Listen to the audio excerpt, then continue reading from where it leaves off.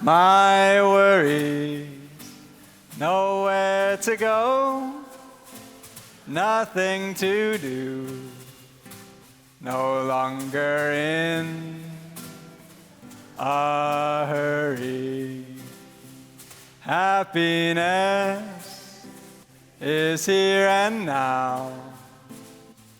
I have drawn my worries, somewhere to go, something to do, but I don't need to hurry. One more time. Happiness is here and now.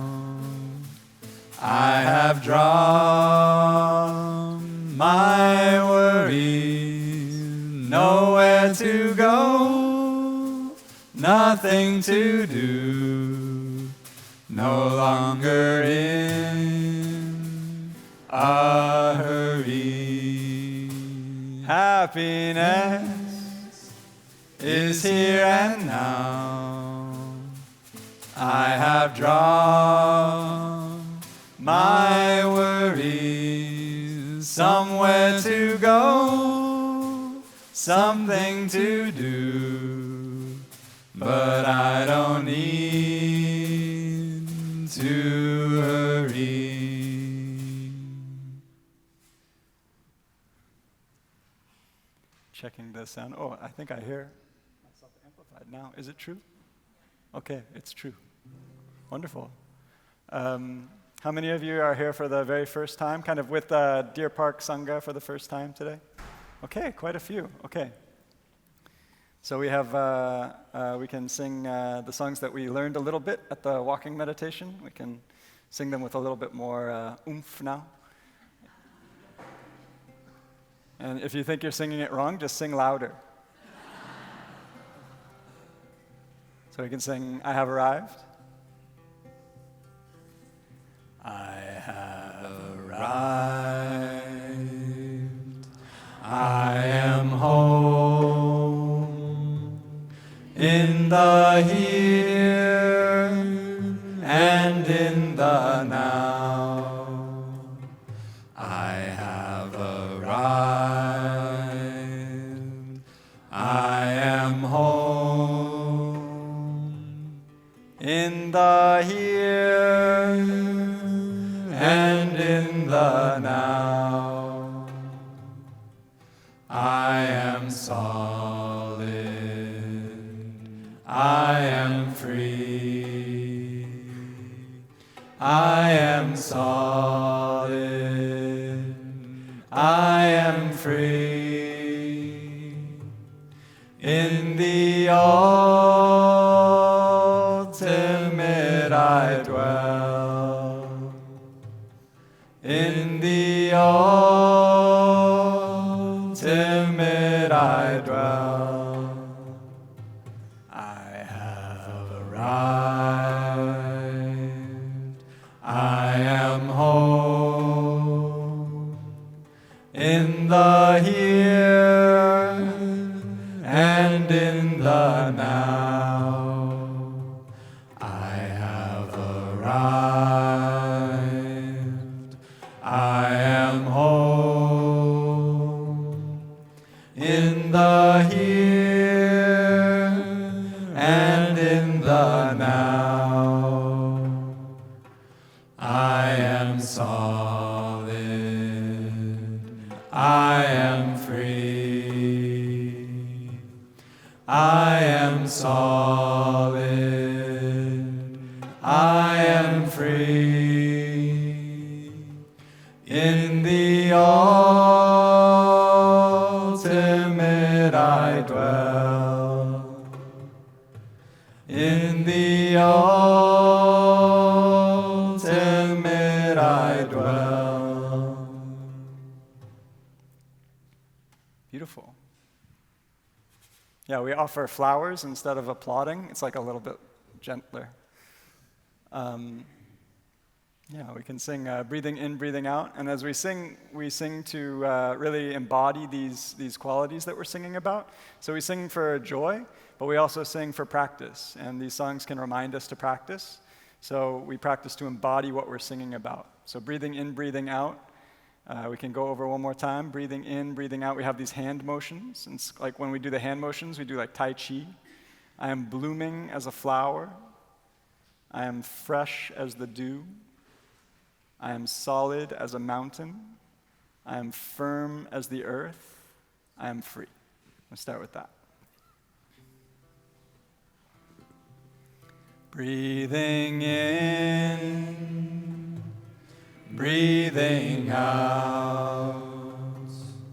Breathing in, breathing out. I am blooming as a flower. I am fresh as the dew.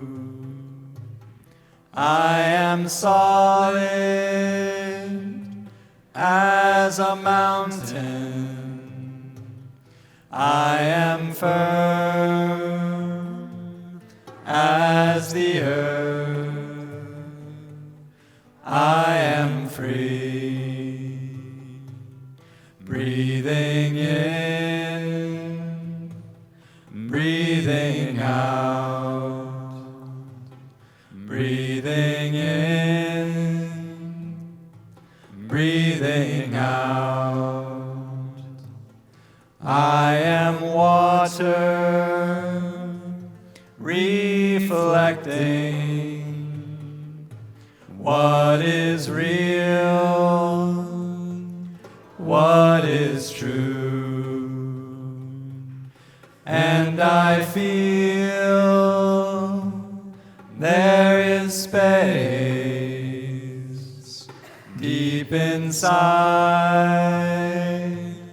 of me.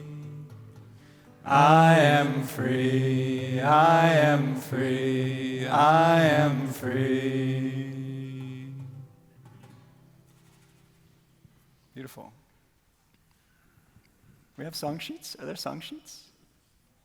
Someone want to request one from the song sheet?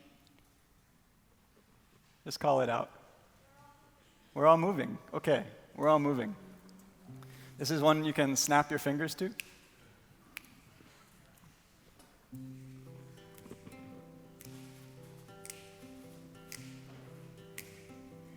This is a song about not knowing where you're going and just being okay with that. Here we go.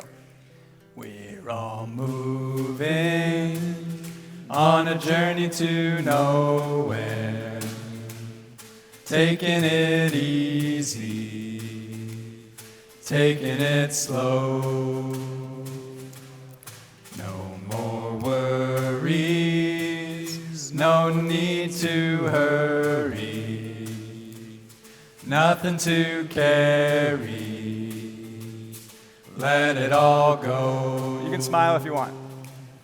We're all moving on a journey to nowhere, taking it easy, taking it slow. No more worries, no need to hurry, nothing to carry. Let it all go. One more time. We're all moving. Here we go. On a journey to nowhere. Where are you going? Taking it easy. Slow down. Taking it slow. Taking it slow. No more worries. No need to hurry. Nothing to carry. Let it all go.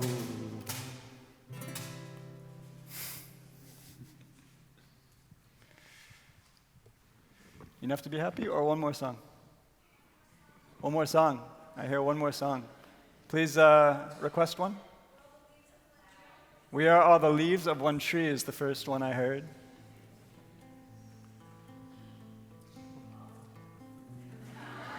What was that? All of them, huh? Oh. We could be here, I guess we are going to be here all day, but we have a hard out at 3:30 today, so we should be a little bit mindful. Which one? Oh yeah, there are movements for this song, so if you want to follow along, please follow our sisters, and they will show you the movements. Is that a good key for you? We are, is that low? Is it okay? We try it here. If it's too low, we'll just start again. It's not a performance, We're just here to be together. Okay. Ready? We are all the leaves of one tree. We are all the leaves of one tree. The time has come for all to live as one. We are all the leaves of one tree. We are all the waves of one sea. We are all the waves of one sea. The time has come for all to live as one. We are all the waves of one sea. Stars of one sky. We are all the stars of one sky. We are all the stars of one sky. The time has come for all to live as one. We are all the stars of one sky. We are all the leaves of one tree. We are all the waves of one sea. The time has come for all to live as one. We are all the stars of one sky. Beautiful. Thank you, everyone. Thanks, Alex, for the help with the drum. So now I think we'll have a guided sitting meditation.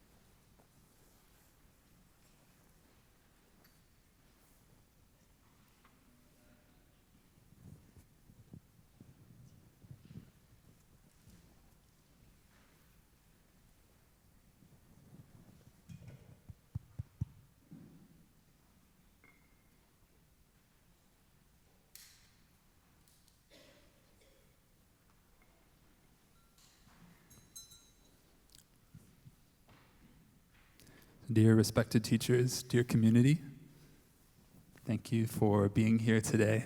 It's so nice to see everyone out there in the pews of the church. Very different from the view at Deer Park in the meditation hall, but also very beautiful. So as Brother Peace mentioned, we're going to practice a short sitting meditation together now with guidance. So I'd like to invite all of us to find a comfortable position where you feel you can sit for a little while, but you also feel upright and you can feel alert at the same time. So in sitting meditation, we practice to be relaxed, but also to be attentive. So there's a balance. And during this session, for those of us who might be new to this practice, I'll just share briefly that we practice mindful breathing. And there will be some guiding words that we can practice as we breathe in, and then paired with the words that we practice as we breathe out. And then we'll hear a key word for the in-breath and the out-breath, or a key phrase. And this word or phrase we repeat to ourselves silently as we breathe in and breathe out, so that way we remember our intention, remember what we're practicing. And so we pay attention to our breathing and enjoy the sensation of the breath. And if you find that you've lost your concentration, you've started thinking about something in the future, or some thoughts you often have about yourself or the past, then you simply recognize that and bring your attention back to the present moment. And don't feel bad about that, because it happens to all of us. It's part of the practice. And when we recognize it and bring our mind back, then we're practicing. And we can be very happy with that. And don't be afraid to enjoy the practice. Actually, enjoying it is one of the keys to success. Okay. So we'll begin by listening to 3 sounds of the bell. So if you like, you can close your eyes. Bring your attention to your breath, your body. And listen to the sounds of the bell with your whole body.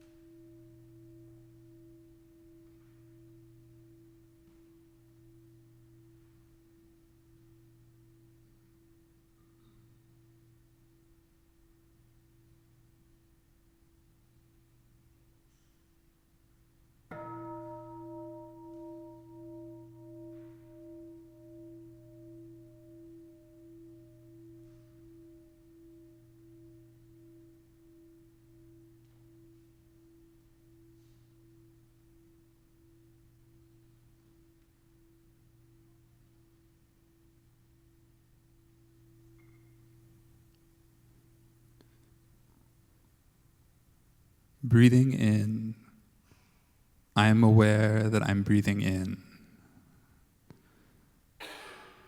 Breathing out, I am aware that I am breathing out. In, out.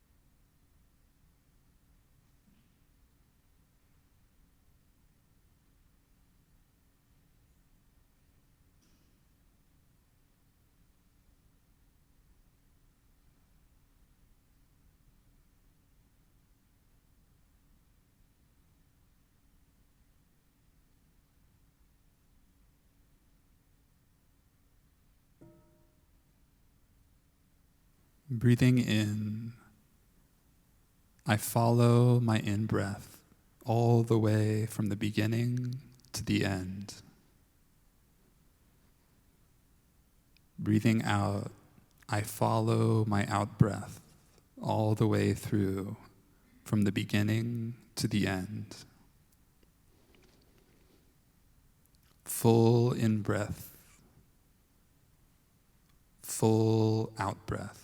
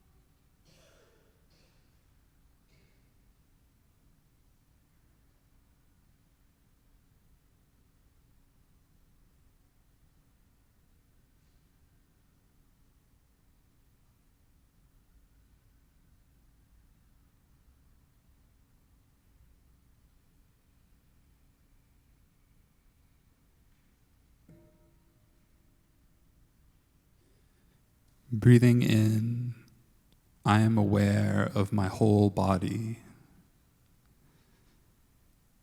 Breathing out, I relax my body, letting go of tension throughout my body. Aware of body, relaxing body.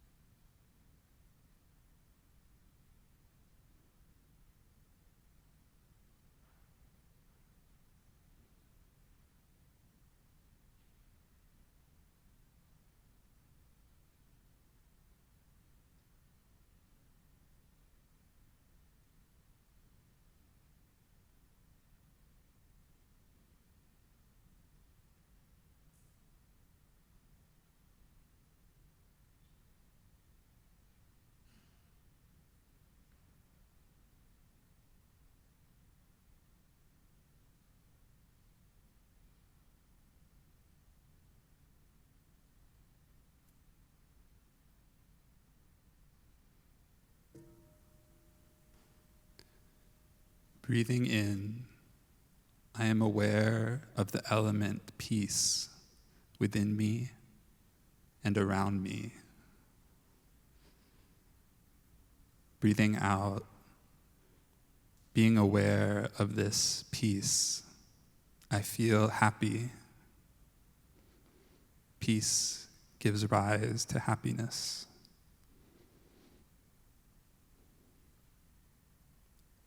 Feeling peace,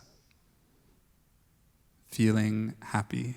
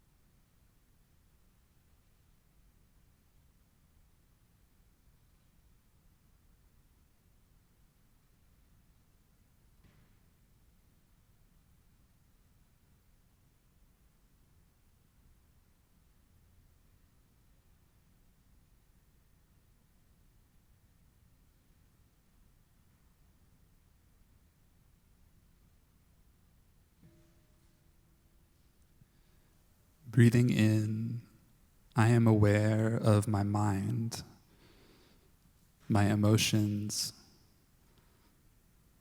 my thoughts. I simply recognize them and name them. Breathing out, I smile to my mind, to my pleasant emotions and thinking, and I also smile to my unpleasant emotions and thinking. Aware of my mind, smiling to mind.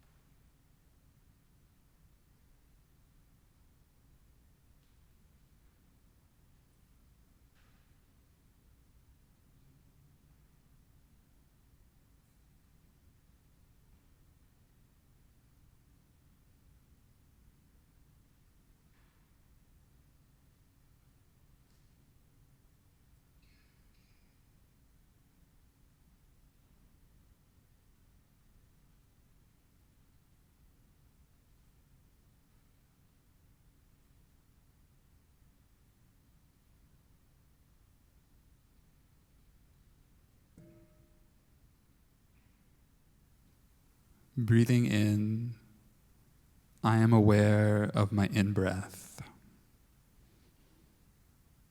Breathing out, I am aware of my out-breath. Enjoying my in-breath. Enjoying my out-breath.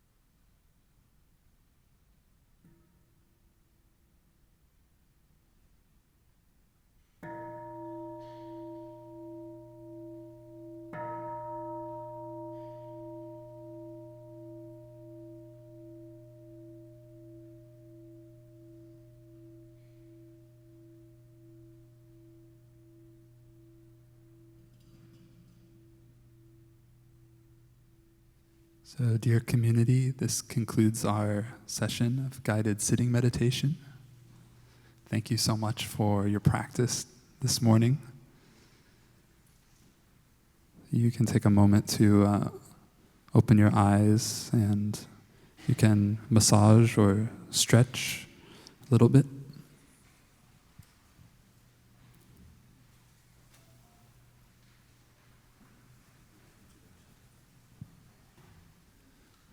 And now we have time for a brief introduction of our day today. I think we would like to invite the organizers and our friends from the All Saints Church to come up, Thomas and Good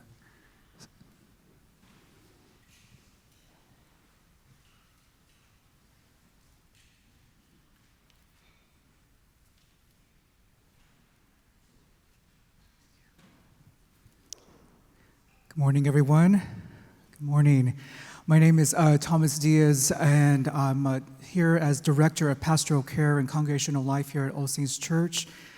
On behalf of our priest in charge, the Reverend Tim Rich, and the clergy and all of the staff, welcome to All Saints Church. We are part of the Episcopal tradition, and I have to say, personally, one of my favorite and awe-inspiring books from Master Thich Nhat Hanh is Going Home, Buddha and Jesus as Brothers. And if that is the case, that means this day is a family reunion. So you are welcome in this space. And we have a really powerful expression that we share every Sunday in every service that we hold in this space. And that is, whoever you are and wherever you find yourself on the journey of faith, you are welcomed here. We inspire both our teachings from Jesus and from the church as being inclusive, an inclusive community. So please feel at home. This is home for all of us today. And I'm so thrilled to have Deer Park and all the coordinations and directors that brought us into this space today. So again, please feel at home. This is our family reunion today. Thank you.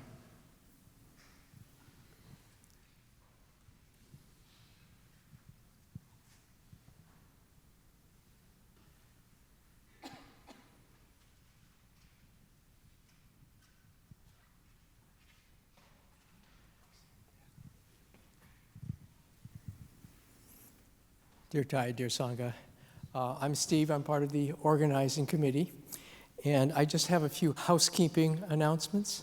So first, before I go ahead, I just wanted to thank Thomas again, and they have been just absolutely fantastic in opening up this space for them. It is for us. This has just been wonderful. Thank you.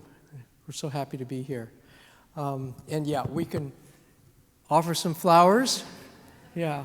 I think you've already figured that out. That was one of the things I wanted to tell you about.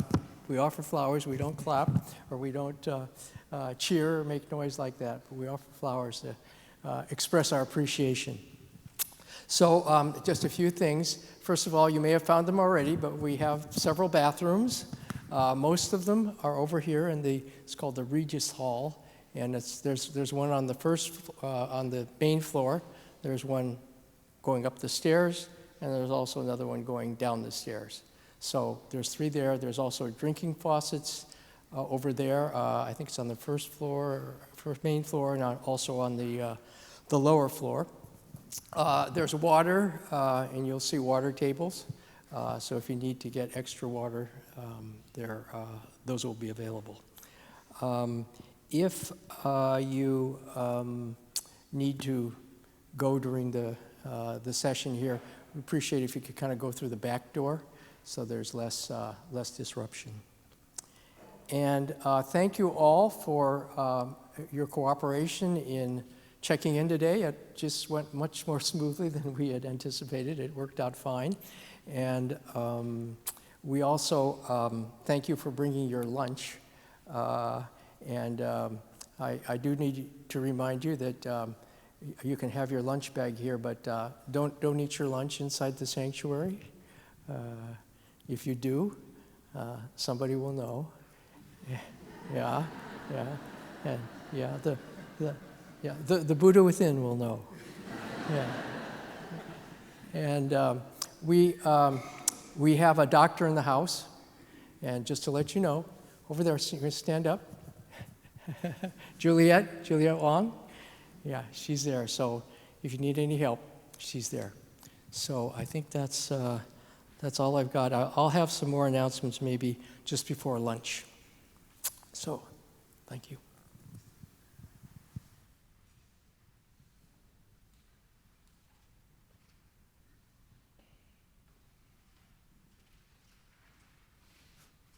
Hello.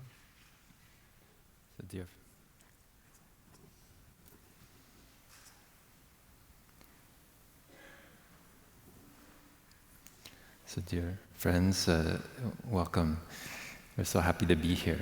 The monastics will begin with offering a blessing chant. It's called May the Day Be Well.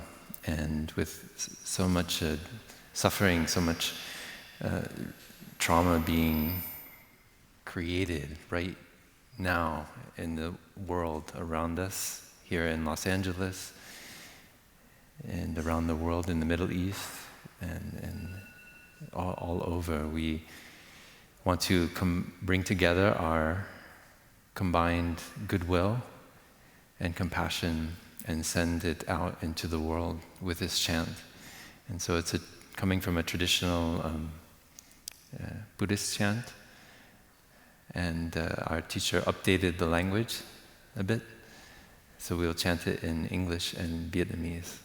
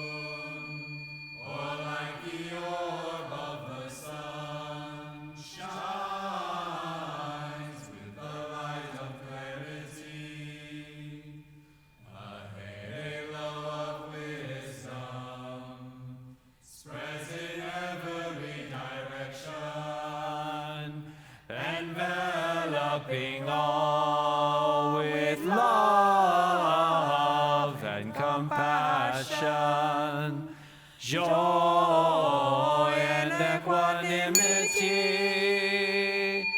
Namo Shakya Munaye Buddhaya. Namo Shakya Munaye Buddhaya.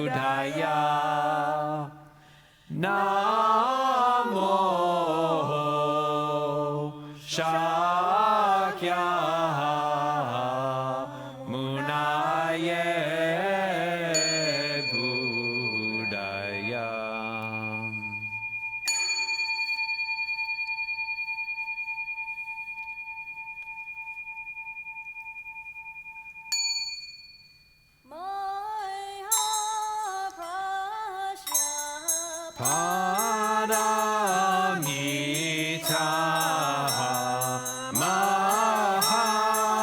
Mahaprajna Paramita Mahaprajna Paramita Nguyện ngày an lành đêm an lành ngày đêm giao thôi đều an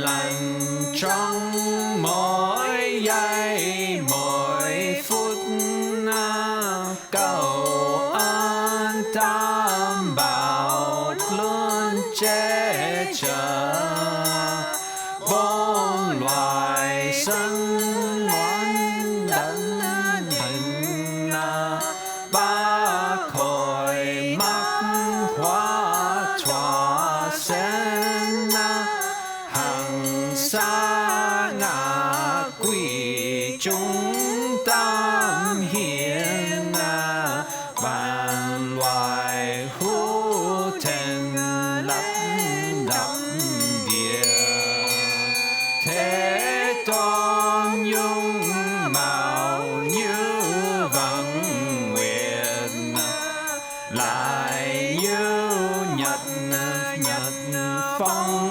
quang minh hào quang trí tuệ chiếu muôn phương hỷ xả từ bi đều thâm nhuận nam mô bụt Shakyamuni nam mô bụt Shakyamuni nam mô bụt Shakyamuni.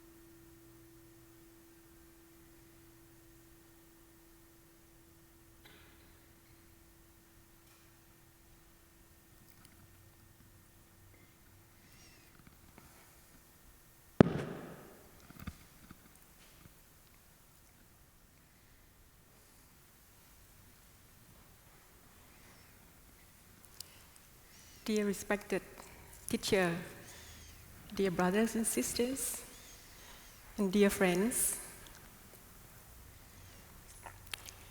thank you so much for having us here today. And thank you so much for coming to join us today. We are the Monastics, coming from Deer Park Monastery in Escondido.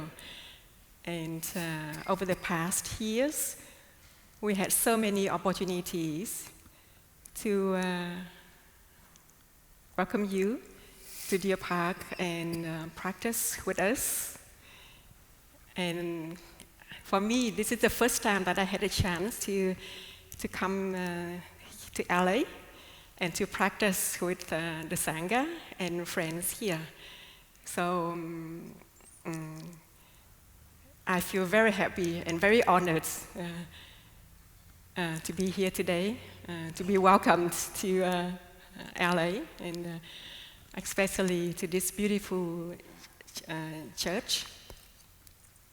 I had a chance to come to with Thai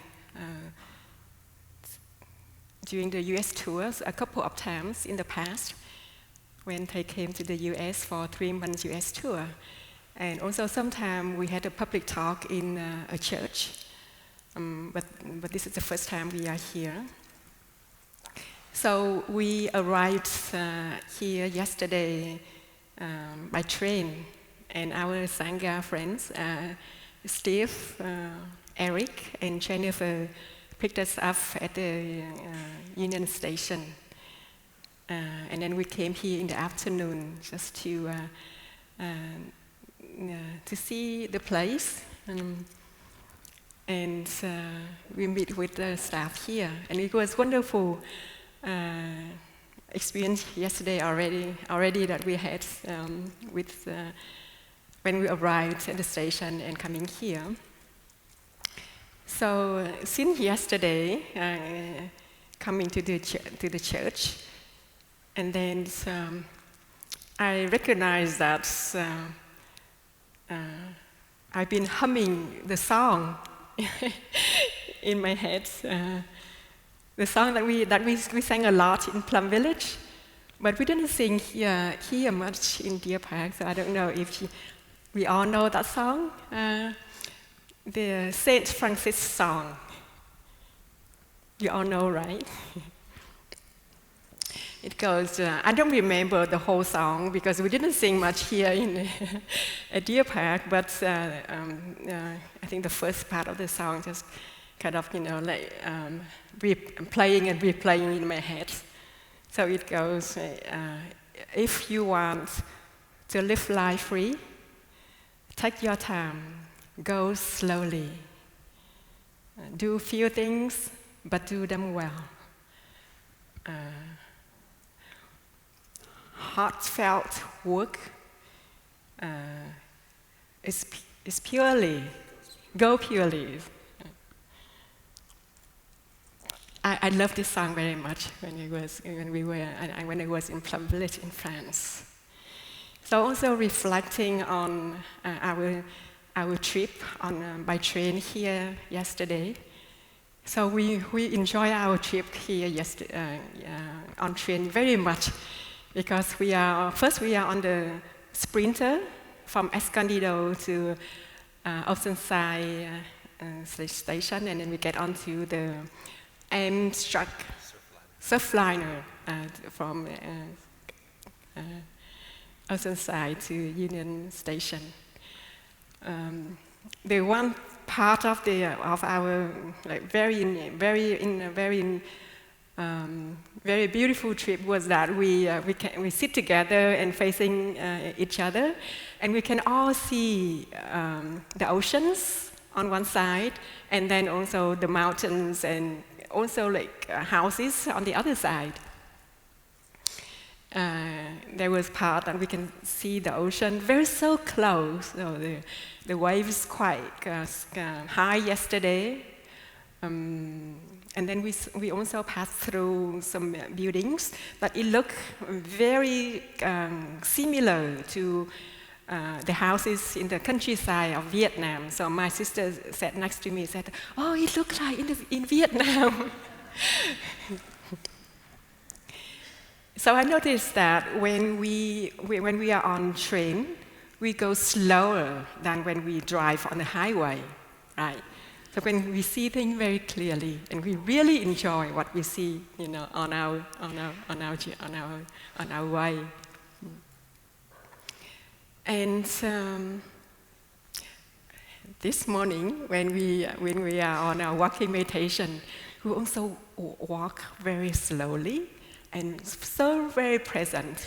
And I noticed that my brother, Thầy Pháp Lưu, a couple of times he bent down and picked up some feather that he found on our walk. And I think maybe he would say something about it, because I saw he have the feather with him. Thank you, Thầy. So I guess that is first the benefits of slowing down and being slow. So where we recognize things, beautiful things, that when we are so fast, we don't recognize.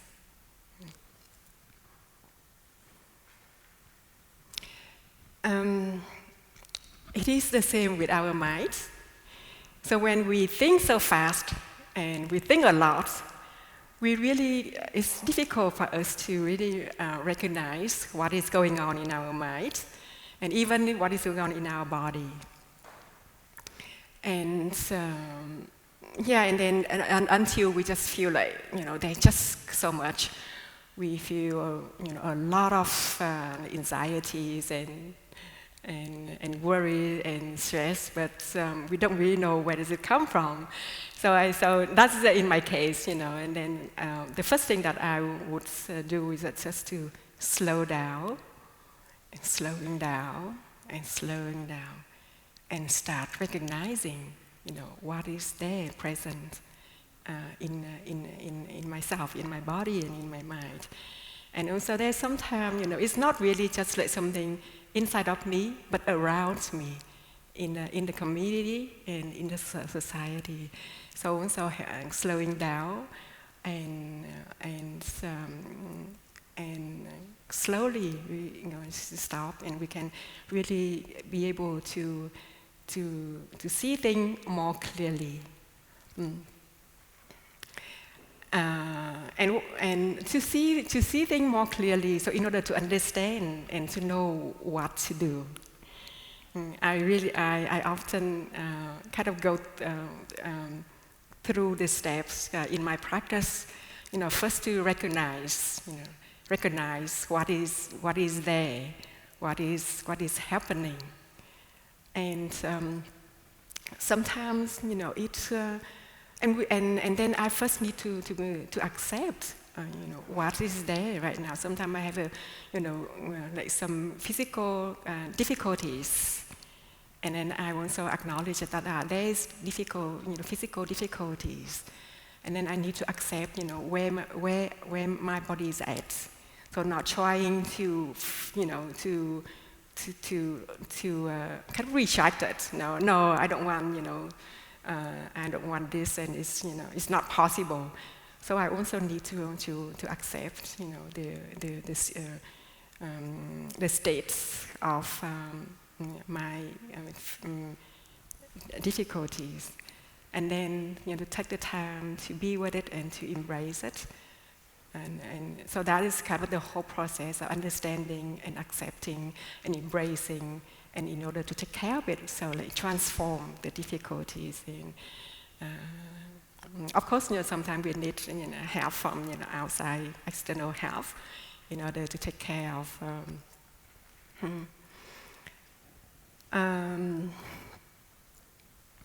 And I also realized I'm kind of through the time, through the years that I've been living in a community and practicing together with our monastic community, my siblings.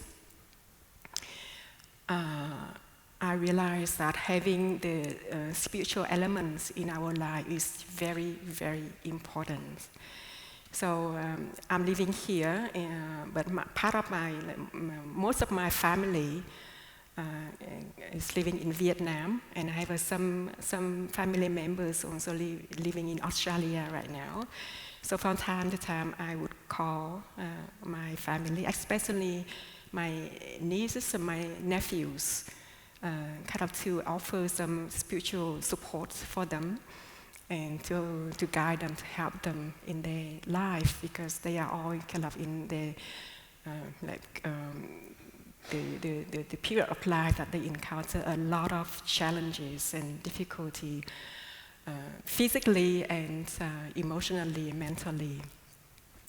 So I share with them that having a spiritual elements in our life is very, very important. And when I'm saying that having a spiritual elements in our I meant to have a three jewels. You know, the teacher who show us the practice, the way, the direction, and the teaching. You know, the way, the practice, and practicing the teaching. So that three elements. So in our tradition, in our practice, we call the three jewels. The teacher, the teaching offered given by the teaching given by the teacher, and also practicing the teaching. That is very important, because we have the teacher and we have the teaching, but we listen to the teaching, but we don't bring it into our life to practice and to realize the teaching. It doesn't help. And we, and also the third element of the three jewels is also the Sangha. So the community of people who practicing the teaching. You know that this morning when we walked together, we came together and practicing walking meditation, it's just so easy. We just kind of, like surrendering to the collective energy of the Sangha. And then we kind of just flow together with the river. We don't really need to make any effort. But for sure that if we do it, alone, it's more difficult. It's not only easier, but also it's more inspired. Because everyone is practicing, everyone's doing. So we contribute into the collective energy of practice, and also we benefit from the collective energy of practice, energy of peace, energy of mindfulness. Sitting meditation, just earlier we have a sitting meditation. I can really feel the difference when I sit with the Sangha, with my monastic siblings, and also with all of you, than when I sit alone in my room or, like somewhere. So I can really see with my own practice, my own life, is that having the community of practice is very helpful. It's very supportive, and it's very important. Because sometimes we don't feel inspired enough, we don't feel motivated enough to practice. And we have, like friends on the path, to really motivate us and inspire us to practice. So that's the kind of, support when we have the community of practitioners that in the Buddhist circle we call the Sangha. So the Sangha, we don't call just like any group as a Sangha, but when we say the Sangha, is that the community of practitioners, the community of people who practice the teaching of the teacher, the teaching from the teacher. And also, I also see that inside of each one of us, there's a teacher too. So the teacher inside also is very important, but we have to be able to practice, to be able to be in touch with the teacher within, with teacher within each one, it's ours, in each of us. And also from my experience of practice, that we have to be very, we have to come back to ourselves and to slow down, to stop, to cultivate the space of quietness, the space of peace within, in order to be in touch with the teacher within. So the teacher within is one of us. I also see that it's our clarity, our wisdom or insight, and we can only have the clarity when our mind is calm and peaceful. And insight is, our wisdom is different from intellectual intelligence. So we, in our practice, we cultivate the three elements so that it helps us to have a clarity and to be able to be in touch with the teacher within.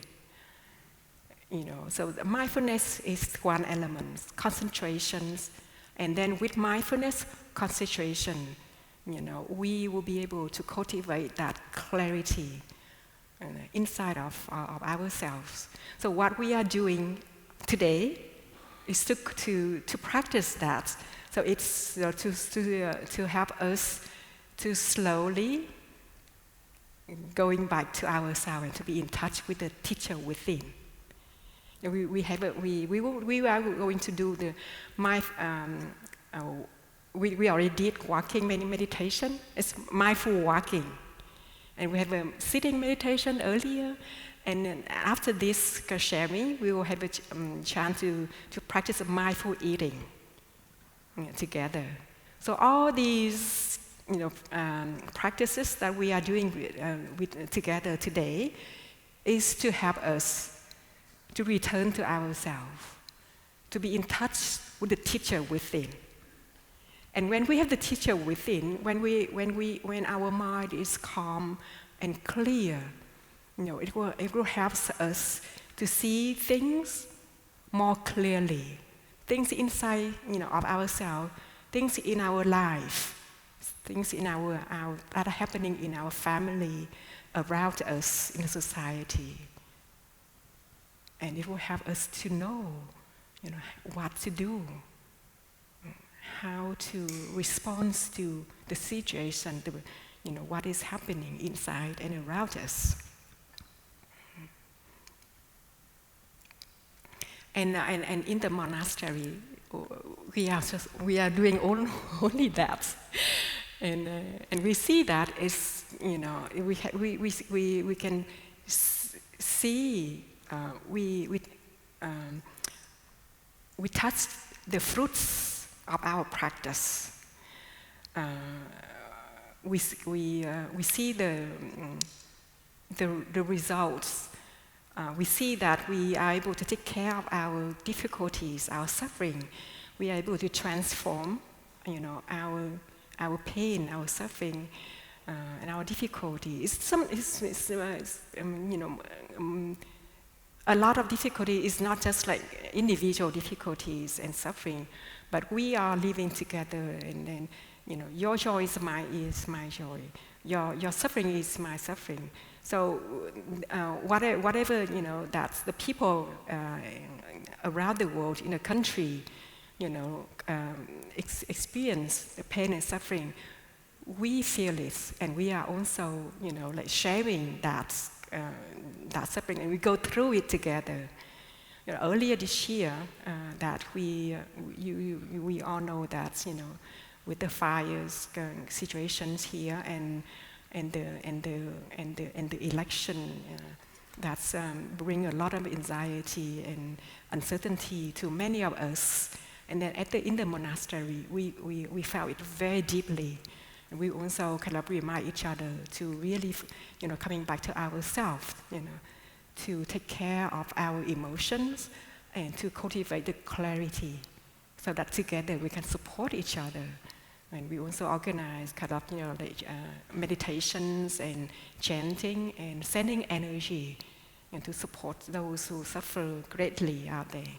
So we are out at the monastery, but we are not just there, close our eyes and we don't know really what is there. But we walk together, and having that experience, personally, in my heart, that I always have the desire, the wish that to share the practice, to share that something is very helpful. It's very important to us, to as many people as possible. So having this opportunity to come here today, I'm so grateful for the opportunity. I'm so grateful for you to be here, so that we are able just to share with you what is important, what is precious, and what is to us as human beings. And we are also feel so lucky that we have the teacher and the teaching and the part, and we have the community. Later on, my brother, I heard that he would share more about community of practice. So having these elements in our daily life practice is really like having a good friends on the path.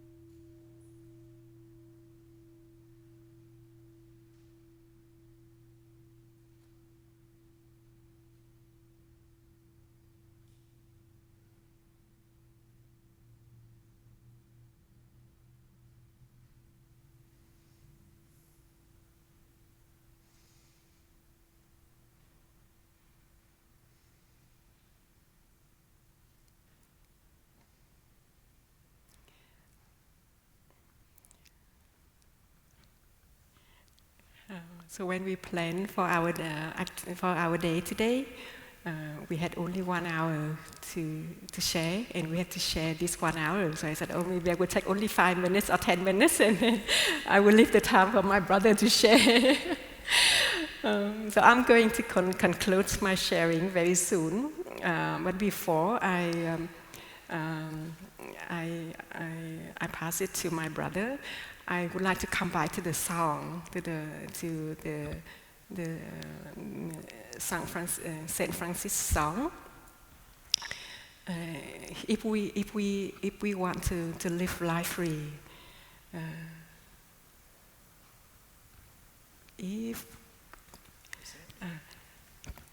if we want to live life free, take your time, go slowly.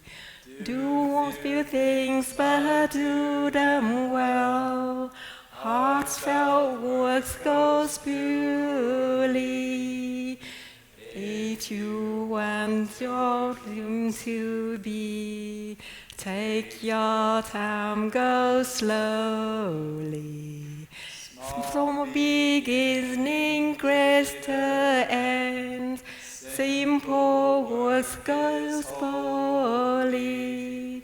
Day by day, stone by stone, build your secrets slowly. Day by day, stone by stone, your heaven and glory. So even what we are doing today is very simple, and it seems very small, just like walking very slowly together, eating very simple meal, and being with simple people. But it could have a great effect, support for our life. And I have a lot of gratitude, a lot of appreciation and a lot of, how to say, a lot of, maybe gratitude and appreciation for our ancestral teachers. And we are in the All Saints Church. The wisdoms of our ancestral teachers are so great. And from this song, if you want to live life free, take your time, go slowly. And simple thing, simple work is holy. It's holy, right? So I just would like to thank you to be here with us and do small thing and do simple thing, and hopefully together, slowly, we be able to take care of ourselves and also to contribute into support and taking care of our community and to support and those who kind of going through difficulties and sufferings right now around the country and around in the world. So thank you so much for allowing me this time to share. Thank you.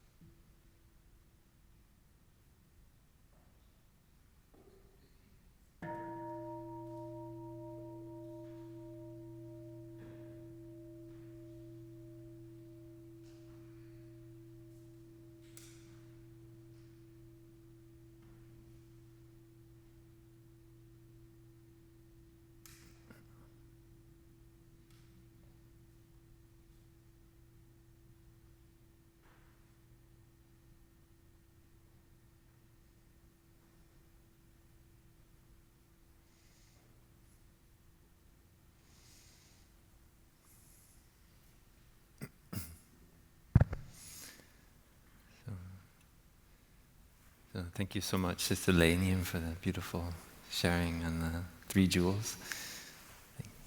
I wanted to take a moment, speaking of doing few things and doing them well. Sister Hui Tri is very good at making tea. And so I want to have a chance for all my brothers and sisters to have a cup of tea. I don't know if over there you have teacups. Anyone would like? I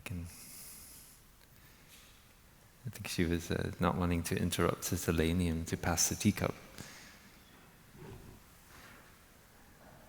And while we're enjoying some tea up here, I just take a moment to introduce our group that's come today.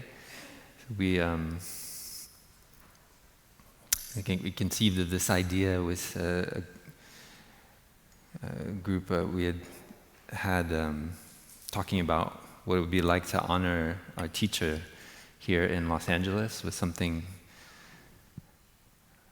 a little bit more formal, like a museum or cultural center in the name of our teacher, Zen Master Thich Nhat Hanh. And that group had been meeting already for quite a few months, maybe 6 months or so, when the Palisades fire and the various fires here in LA happened. And then we saw that we really need to do something now to support all of the Sangha members who, some of them lost their homes. I know many friends and family were displaced. And so back in January we said, let's do a day of mindfulness. And the team formed slowly. And so in Deer Park we brought it to the monastic Sangha, and there was a lot of support. And we said maybe 4 brothers and 4 sisters. And then there was so much enthusiasm, we have 5 sisters. So 9 of us came today. And I don't know which way this cup's going. Yeah. So we'll enjoy our tea for a moment.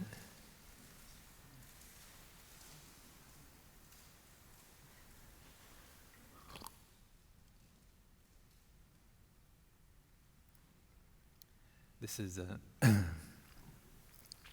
called lotus tea. Huh? Yeah. It has the flavor of the lotus flower. And so you go in, does anyone know about this kind of tea? You raise your hand. Who has had lotus tea before? Yes, a few people. So you take usually oolong tea, and you go out in the boat, in the pond with the lotuses, and when the flower is open, and you put the tea inside the flower, and then in the evening the flower closes, and so the fragrance of the flower penetrates the oolong tea, and then you can come back the next day and you take out the tea, and sometimes you can do it for a few days. And so Sister Hui Tri just offered us a very delicious lotus tea. So maybe I'll start, just since I already started to introduce Sister Hui Tri. So she's Sister Hui Tri, which means Sister Insight, and or wisdom.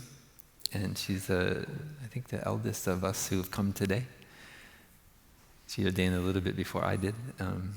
And she was also the abbess of our center in Germany for a number of years, the European Institute of Applied Buddhism. I think we need an Institute of Applied Buddhism in America.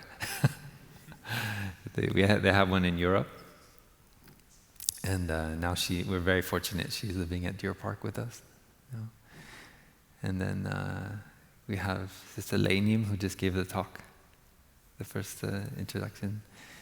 And she's, as she said, from Australia and from Vietnam originally, from Ninh Binh, huh? Nam Dinh. We went to visit her house last year in Vietnam. It's so lovely. And actually, it's very interesting because we're in a church today, but when we went to visit Sister Lei Nim's house, we also went to a big church, a Catholic church, and had a conversation with the priest there, and he was not open for us to do chanting in the church. So I'm grateful today we could do a chant. We actually wanted to offer that chant we just did today in that Catholic church in Nam Dinh, and he was like, "What are you going to chant?" So we felt, maybe we But so we're very grateful for the All Saints congregation because we feel the brotherhood and sisterhood. It's real, our Christian brethren, and we are one in spirit. And am I right? Is Sister Grace, Sister Angnim? It's a wonderful. She's my co-conspirator with the chanting direction in Deer Park. She's a wonderful chanter, a wonderful voice, and grew up in Vietnam, but I think you're a citizen now in the U.S., huh? That's right, yeah. She lived at Blue Cliff Monastery and also in Australia in our center there, and now we're very fortunate to have her at Deer Park. We have Sister Ancient Temple, Sister Chuasua. So this is an ancient temple. And so for the children's program, she calls herself Sister Bong Bong, because the ancient temple has the bell, and the bell goes bong bong. So she's Sister Bong Bong. You can call her. And we lately we've been working together, coming up with online courses at Deer Park. So she's the mastermind behind a mindful cooking course that hopefully you'll see next year. So you get to cook some of the vegan dishes that we have in the monastery. And then we have Brother Mindfulness, Brother Min Niem. Brother Min Niem is, I was telling him yesterday, Southern California is kind of like its own nation.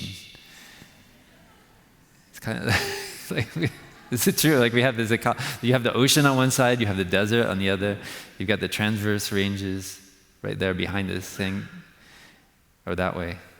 And then, well, if we forget about political borders for a moment, it goes all the way down to Baja, right?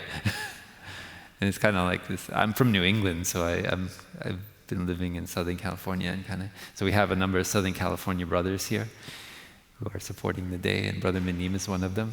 He's from San Clemente, and worked in political organizing before he became a monk, and now he works in spiritual organizing. And then Sister Aung Im, like some of our sisters here, grew up in a big temple in Vietnam we call Prajna Monastery, or Insight Monastery, and she's lived in the U.S. for a number of years at Magnolia Grove Monastery, and then also now at Deer Park for a number of years. And she's a very wonderful Sangha builder. This past year she's been the work coordinator, or CTC, for in Clarity, and I just very much admire her. She works with the mind of non-discrimination, always including everyone in the Sangha. Very lovely. And then over here are the two Southern California brothers.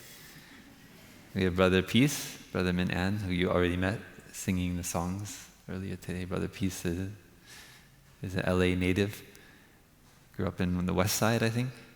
And I'm learning these terms. I'm not a local LA. Somebody just told me west side, and I was like, okay, I can use that one. But I don't know exactly where. Yeah, and I think it was a very also emotional moment for him, as for many too. His neighborhood was burned down, and although his family is not there anymore, and so he was telling me, walking through the area where he gave his guitar lessons before he was a monk. It was very emotional, and so I appreciate you being here and supporting the energy of many people who've been affected. Yeah.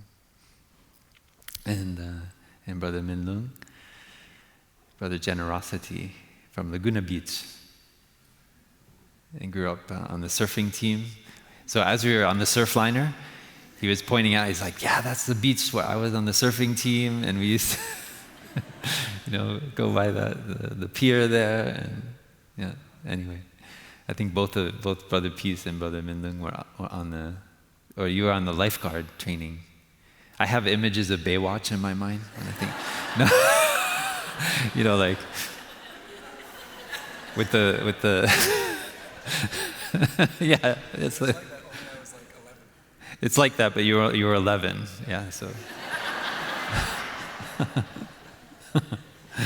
so Brother Generosity also is a very, very kind brother in the community, who supports everything. He was work coordinator recently in Solidity Hamlet, and likes to build things, and especially build the Sangha. I think he's a very approachable brother, very easy to come to.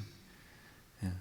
So it's a little bit about us. And I'm Brother Fablu or Brother Stream.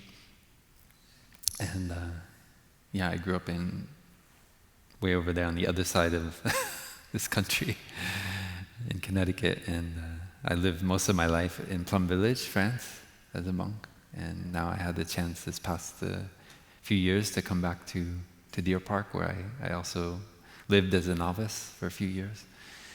And I just feel Thai is very happy right now that we're all here together practicing. This is what we're doing together, is we're rooting the Dhamma in this land. And that's something, when we look around this congregation, all of us here, and we see not only who is here, but also all of our ancestors who are present with us, we are doing it. It's happening. The Dhamma is getting rooted here in America, and this is part of a process of many hundreds of years. And the challenges that we're facing, for me, in my heart, I know because we have the Dhamma, that's why it's different this time. That's why we will overcome. We will learn to transform our suffering. And I have deep, deep faith and deep confidence in that. And so what's happening here in All Saints Church, all of us coming together here, is part of that process. I think Joanna Macy called it the Great Turning. She just recently passed away, just a few weeks ago. Great teacher and environmentalist, who really helped us to see that Mother Earth is in every cell of our body, as Thai often taught us. And we are part of that turning. Don't feel like you're outside of it. We are all in this great soup together. Thai called it interbeing, that we cannot be by ourselves alone. And I think that word will become more and more prominent in these coming years. We need to be able to realize that in every moment of our daily life. And that word is not only for Buddhists. That is Christian, Muslim, Jewish, agnostic, atheistic. If you are a devotee of scientific materialism, you can also believe in interbeing, because you see that physics, biology, chemistry is all what's going on in every cell of our body. And we inter-are with the trees, the air, the earth, and each other. So as my sister said, my joy is your joy, my suffering is also your suffering. And that is not just a statement, but it's something that we realize when interbeing is not a theory, it's something we practice. We realize in the flesh. So it's incarnate practice. And it's actually already there, so we can say it's a form of reincarnation. Because we already have the insight of interbeing, but we just have to remove something we call ignorance so that we can see it more clearly. Thai used to tell us a story that in India, when they would teach you something, like mathematics, they wouldn't say that the teacher, I know mathematics, and you, the student, you need to receive mathematics from me. But they would say that you already understand mathematics, and I just remove your ignorance of it. That's the job of the teacher, is to remove the veil, remove the ignorance. And there's a very deep teaching in that, because if we look inside our body and mind, we can often see a critic there, someone who's judging. We judge ourselves, we judge others. When you see someone who judges you harshly, just imagine how harshly they're judging themselves. When someone blames you, just remember how much they're blaming themselves inside, how painful it is. And then that gives rise to compassion. And the insight we get with the practice is that actually we are inherently good. And that we don't need to continue to feed that critic, that one who's judging and blaming us day in and day out. That's actually something we learn from society. We learn from social media, we learn from times when we've been humiliated, embarrassed as a young person. So there's that wounded child inside of us, and instead of recognizing it, we think that we've done something wrong, or even more, that like in the concept of original sin, that we're originally wrong, and that actually we need to train ourselves to be a good person. But what I would like to come back to again and again today is that you are inherently good. You are good. As human beings, we are inherently good. And there is goodness in the universe. There is goodness in the hearts of all kinds of beings. There is goodness in the stone that is beneath us here. There's goodness in the earth.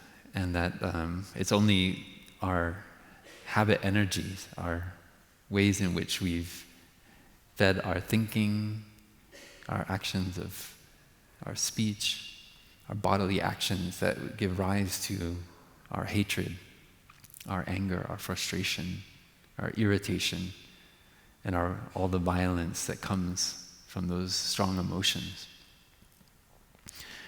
And that is a deep insight of the Buddha, that there is this inherent goodness. Later, teachers called it a Buddha nature, or more accurately, it's translated as the womb of the Tathagata. Tathagata Garbha in Sanskrit. It's there's the seed of what's another name for the Buddha, Tathagata, the seed of the Tathagata within each one of us. And through our practice of mindful breathing, mindful walking, we will soon practice mindful eating. We grow that seed in our consciousness. And Tai reminded us, we can be a part-time Buddha. Because usually when you have that critic, then maybe in a moment you think, oh, I'm a Buddha. But then later you trip on a stone, or you say something hurtful as soon as you get home, right? It's like you're a Buddha out in a professional Buddha, but you come home and it's another kind of behavior. What happened to the Buddha, the Bodhisattva that's out there in public? Yeah. And so then you start to judge and criticize and think, I'm worthless. So it's almost like we have what do you call it? Bipolar disorder in the collective consciousness. Yeah, there's one within ourselves. Now we are good, and when you're good, you're wholly good. And then when you're bad, you're totally bad.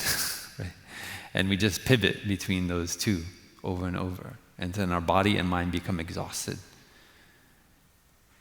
So the insight of interbeing is that the good is in the bad, and the bad is in the good. That the reality of our experience is actually non-dual.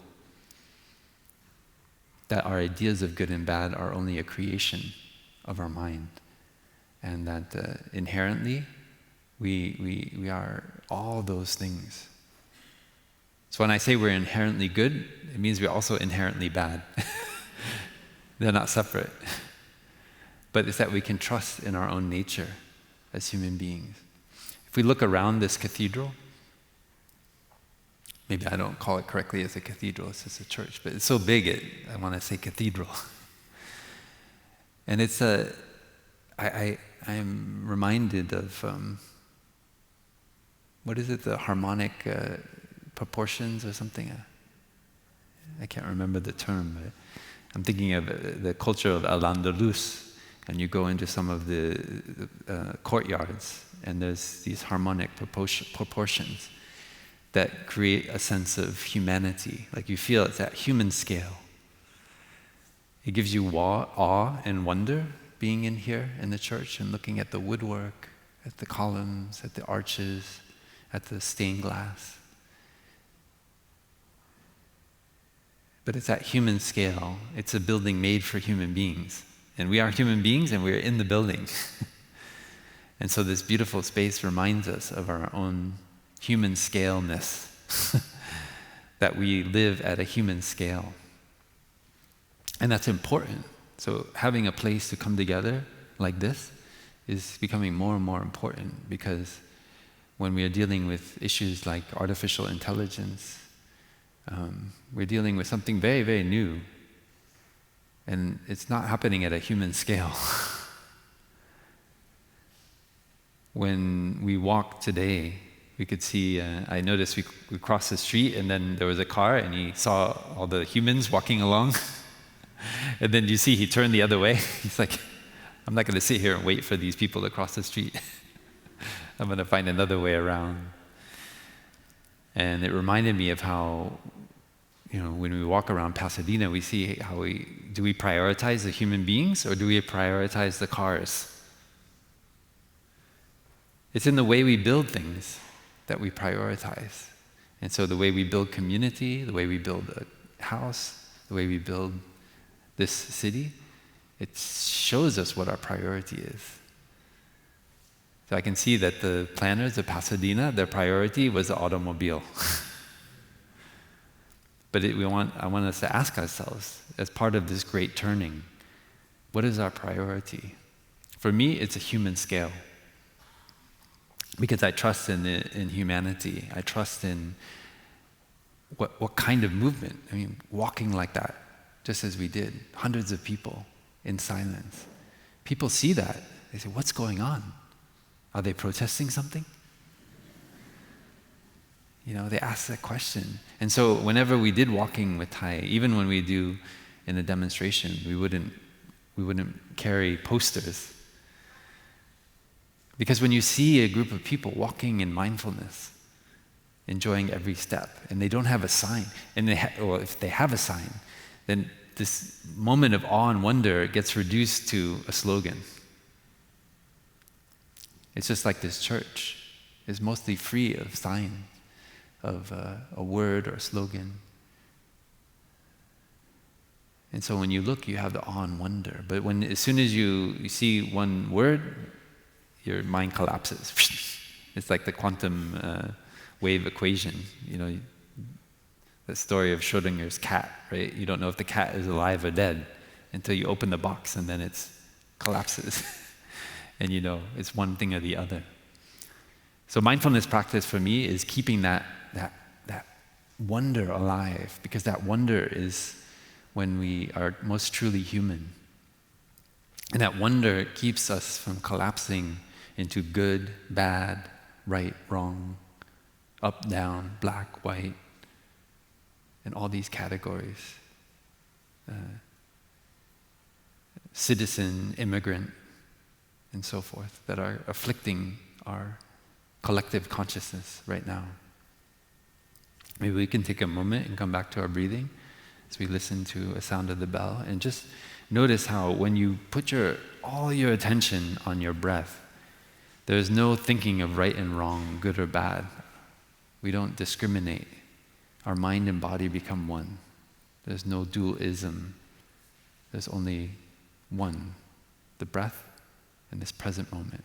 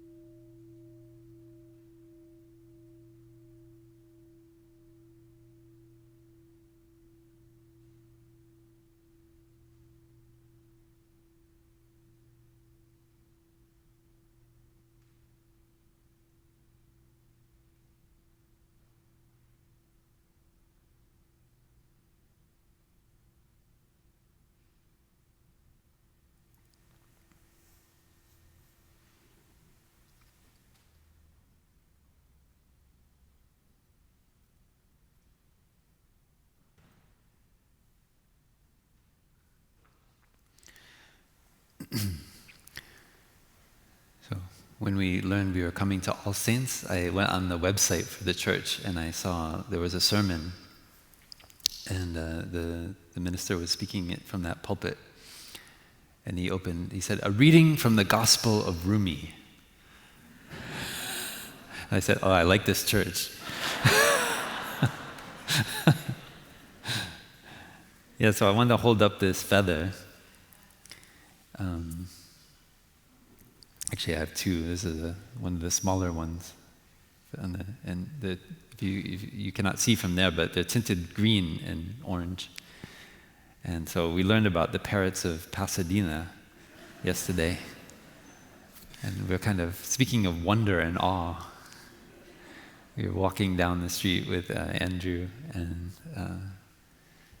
Laura Lee, our hosts, and there's this cacophony of parrots. I mean, what are they talking about?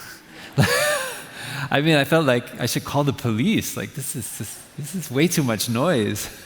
How could I be in some part of Los Angeles and be listening to birds? I feel like I'm in the Amazon. And Andrew was saying, well, yeah, I don't even hear them anymore. I'm so used to them.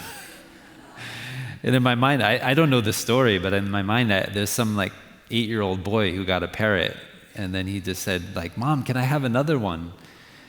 And then this happened, And for all I know, he's still feeding them. They're coming to his house, and he's giving them seed. I don't know. I'm sure somebody here can tell me the story of the parrots of Pasadena. But I think there's a documentary in the working here. We need to know where all these parrots came from. Yeah. Yeah, and I was looking at them because there was a tree behind the city hall that was mostly all the needles had been taken, a pine tree. And I'm guessing because the parrots use it so much, they just stripped all the needles off of the top of the pine tree. And so they're all hanging out up there and coming and going. And yeah, I was thinking about what we do as monastics living in the monastery. How are we contributing to the horrific situation in Gaza, the situation of ICE abducting, immigrants from their homes, and even non-immigrants here in Los Angeles and around the country, to the federalizing of police troops in Washington, D.C. How are we contributing to these horrors going on? How are we contributing to a response? And the original title I proposed for this Day of Mindfulness was Chaos, Resistance, and Regeneration. But I think some of the organizers thought we'd scare people away with that title.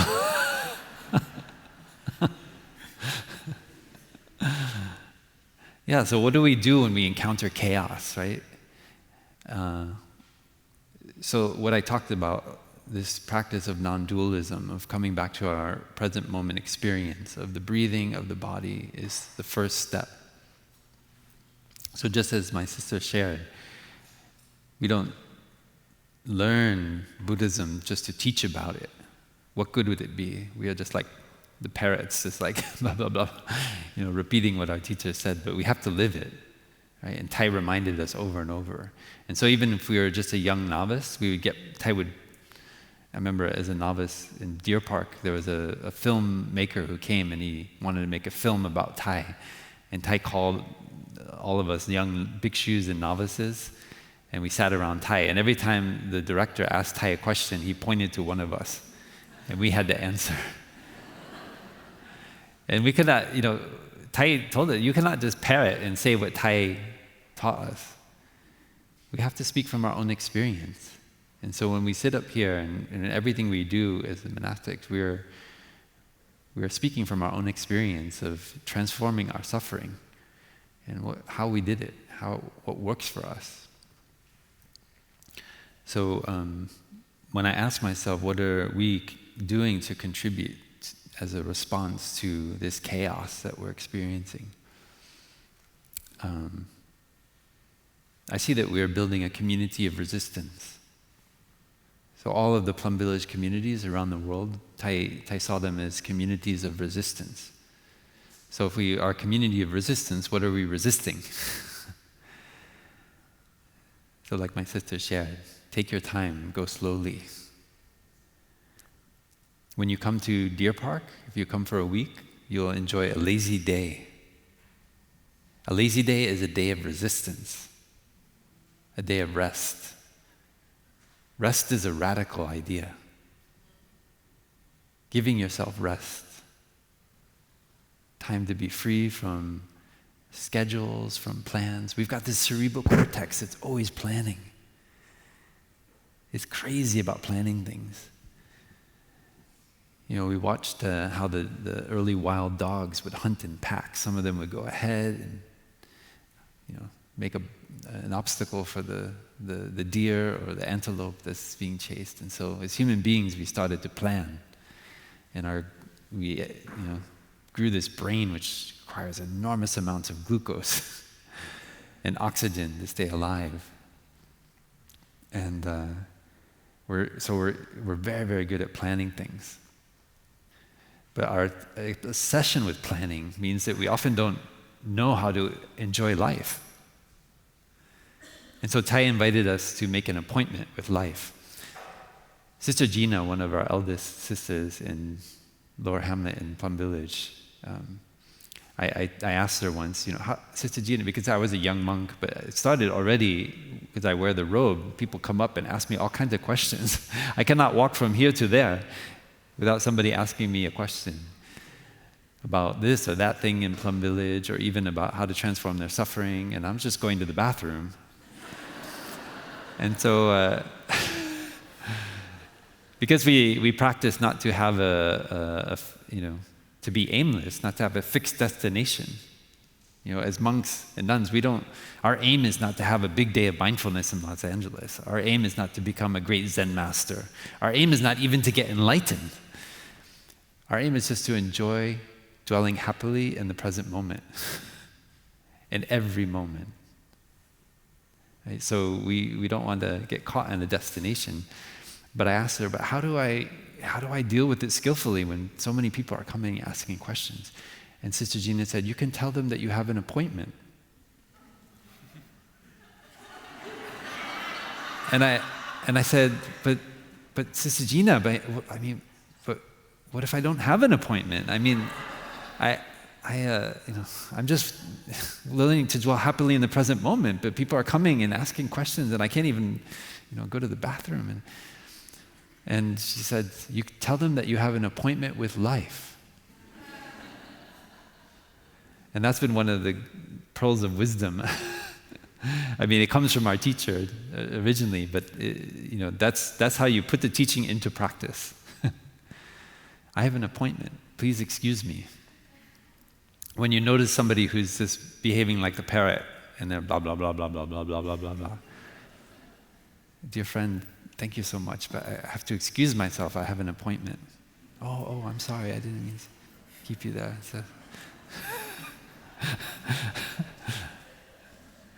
Yes, thank you, Sister Gina. Yes.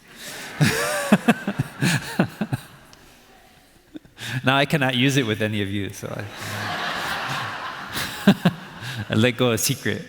We have many secrets in the life of monastics. Some of them we don't release to the public. Anyway, I was looking at the parrots as we walked by yesterday in the tree, and I was reflecting on our sanghas and how we live and practice together, how we're building community together. And I remember a teaching that we learn as novices, which is called the 6 harmonies. We learn to share things together, and that is the foundation of our ability to live as a community. And so what do we share? So one of the things is we share material things. We share food, we share our lodgings, we share tea. These are very critical things. So we live in this virtual era where since COVID we've learned to live on Zoom. And I know many of the sanghas are struggling with the question of online, hybrid, in-person. And I had a long consultation with one young lady in one of the LA sanghas, and she said, all day long I am on a screen. The one time in the week that I want to be with people. And I go to my sangha, and then people are on the screen again. So this is something for us to think about and reflect on, in the way that we organize our lives. When we have a local sangha, can we have in-person sanghas again?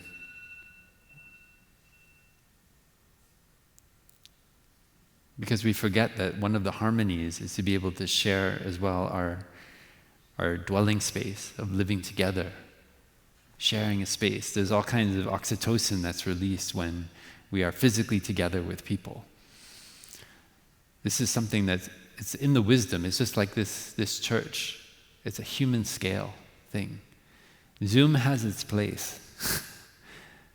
But can we learn, again, what it means to be physically together? Like in the monastery, sometimes we have a difficulty with one another. I know it's shocking. But the monks and nuns actually have conflicts. Can you believe that? We're not always like so harmonious, sitting here, smiling. We sometimes like scream at each other. But, if we had to do beginning anew on Zoom, I don't think it would work very well. We need to be physically together. We need to have that proximity. And when we were when I saw that car turning this morning, I was looking at all these folks driving by in cars, and I was looking at us, just standing there as human beings on 2 legs. This strange primate who walks on two legs. And I think we were bringing back that human scale to Pasadena. I read a story recently about a man who loved his car so much he wanted to get buried in it. I think it was a Cadillac.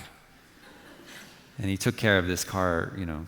I think all of us know somebody who takes care of their car with great passion. And this went to a certain extreme where he actually had to arrange, because it's quite expensive to dig the hole, you know, for this Cadillac. And I was reflecting on how, in a way, when we're in our cars, we're already like headed towards the tomb. It's kind of like a coffin on wheels.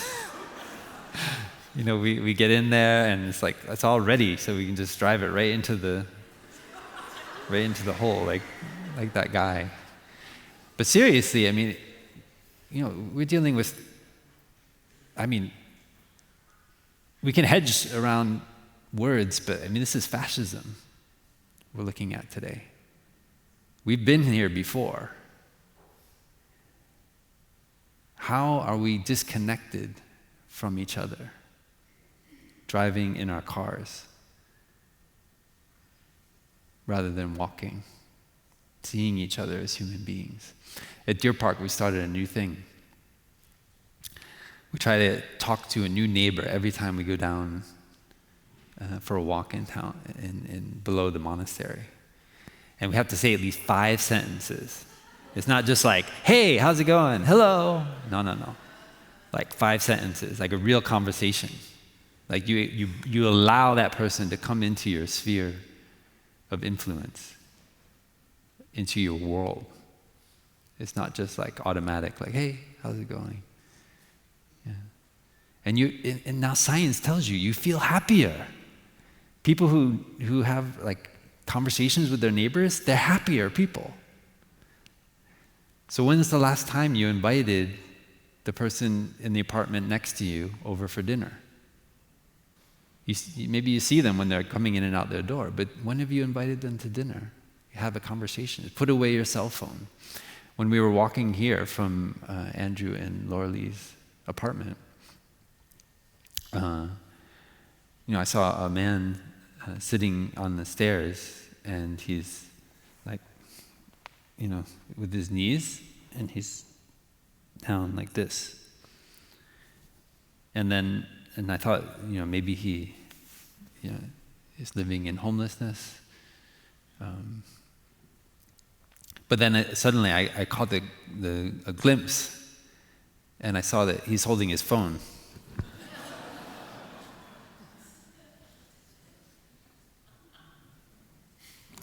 When we were on the East Coast in the spring, Sister Ancient Temple we were traveling to some big universities, Harvard. There's a center, Thich Nhat Hanh Center for Mindfulness at Harvard now. And they invited us. And Sister Tuasua, we were eating in the refectory at Harvard, and she saw a person, yeah.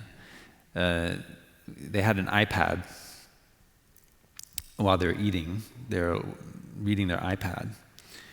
And they're, not looking at the food, just putting like this and reading their iPad. And then they actually put their nose on the iPad and change the page.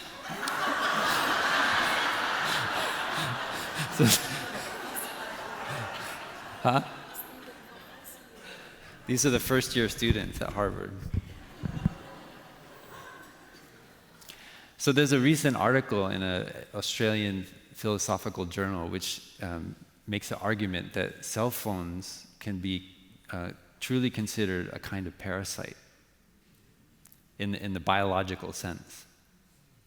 And I remember that when I saw the man with his head down, just looking. So in the Buddhist tradition, on the Bodhisattva path, we first learn to transform our afflictions. But there's a second great obstacle, and that's the obstacle of knowledge. We get addicted to knowing things, addicted to the 24-hour news cycle,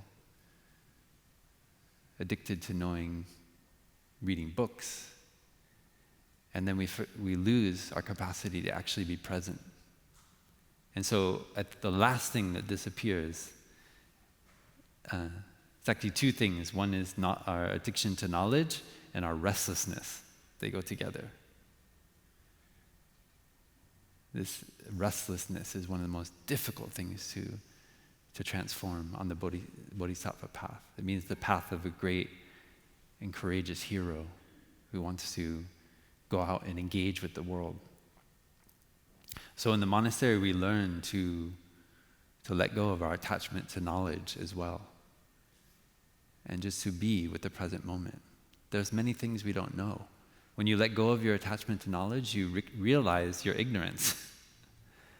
How many wrong perceptions we have about ourselves and about each other. And then we become free. That knowledge helps you to be free. So that's a daily thing I work with.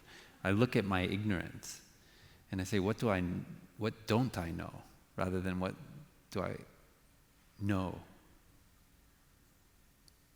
We create a foundation of our knowledge, and that's actually an obstacle that can create all kinds of biases and more difficulties.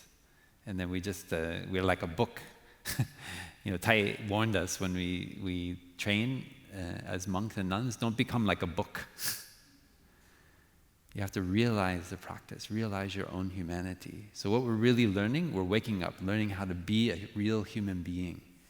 And that's what we're doing on a day of mindfulness together. So I'll finish here just to say that at Deer Park we are actively building community.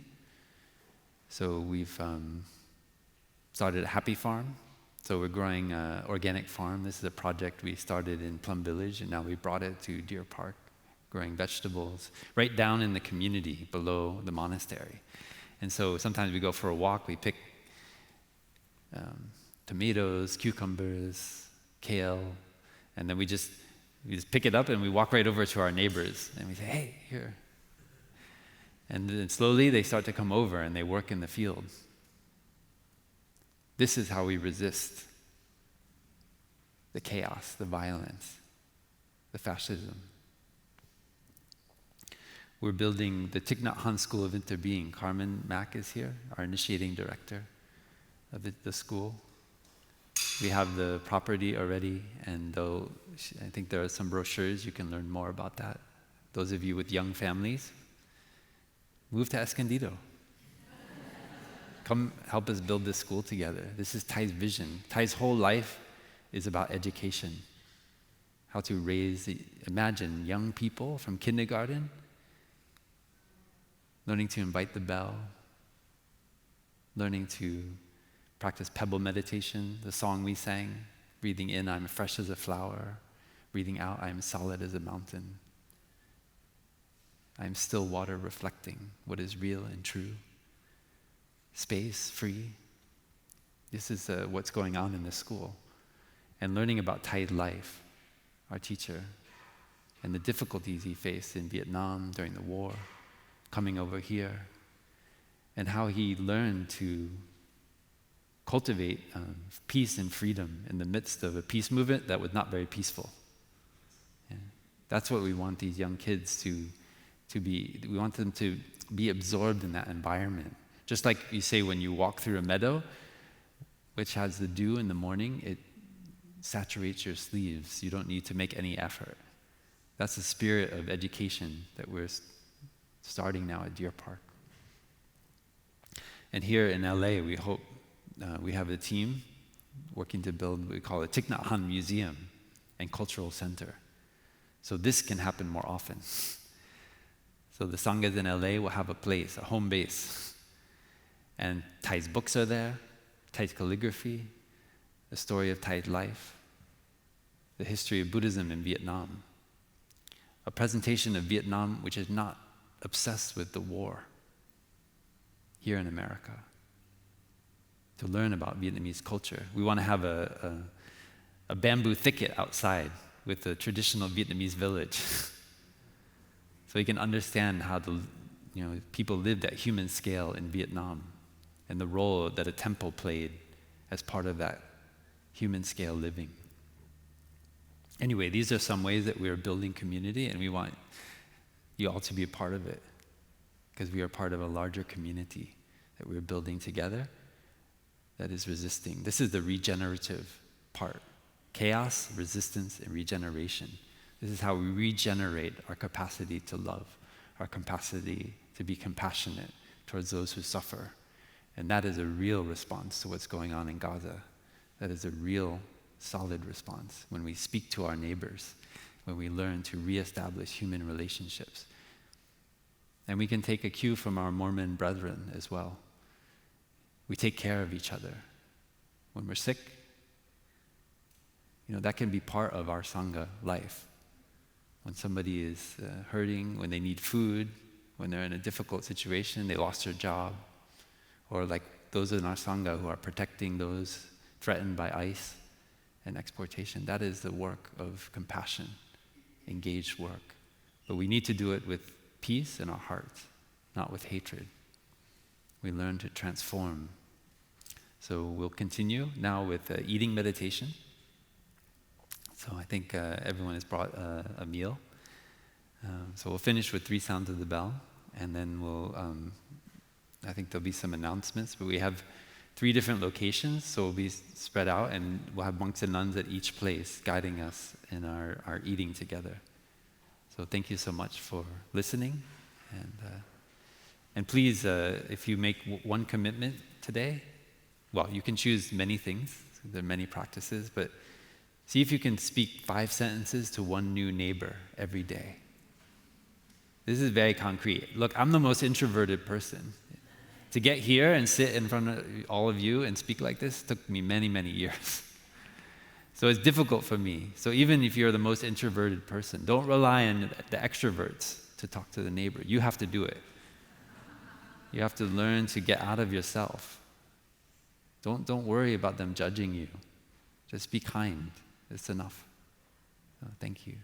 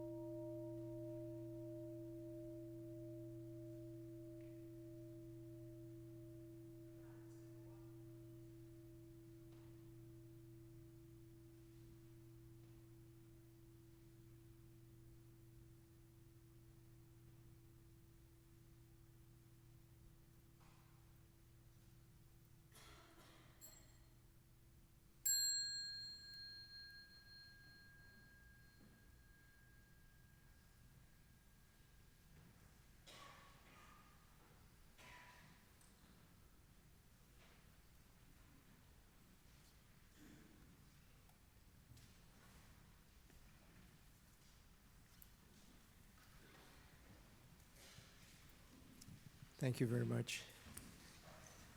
I just wanted to give some instructions for lunch.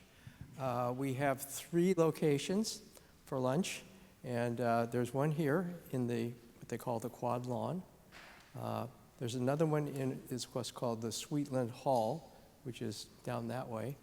And there's a 3rd location that is on a floor below, and that's called the Forum. So I think there'll be plenty of space for all of us to be able to sit and to enjoy our lunch.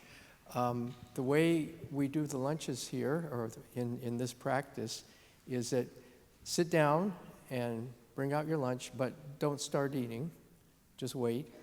And there will be a monastic that will come, or 3 monastics will come to each location. And so wait until they come. They will invite the bell. They'll do a recitation. And then after that, you can go ahead and eat. But we eat in silence. So the first 15 minutes we'll eat in silence. And then after that, the monastics will invite the bell. And at that point, we can converse with each other, whatever you like.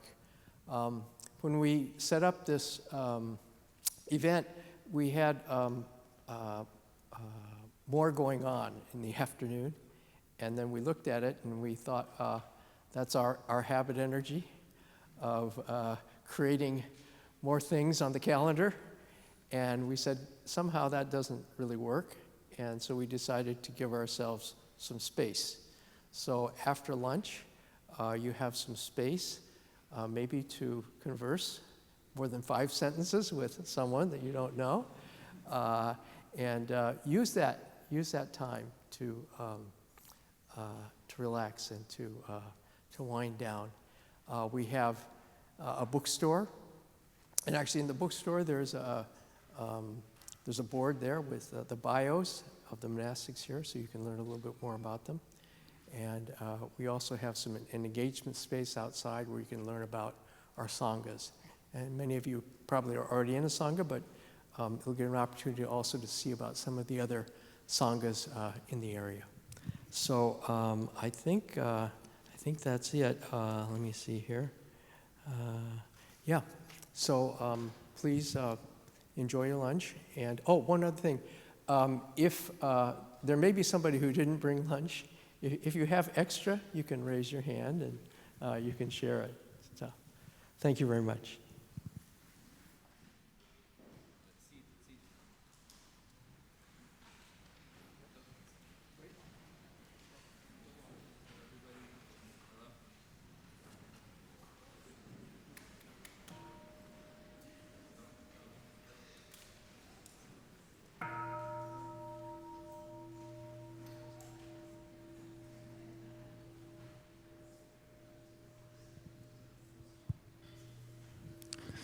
Can I get sound? Oh, thank you.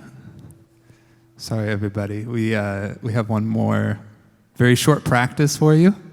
So we're going to stand up together, offer a bow to each other with the sound of the small bell, and then we'll go to our eating locations.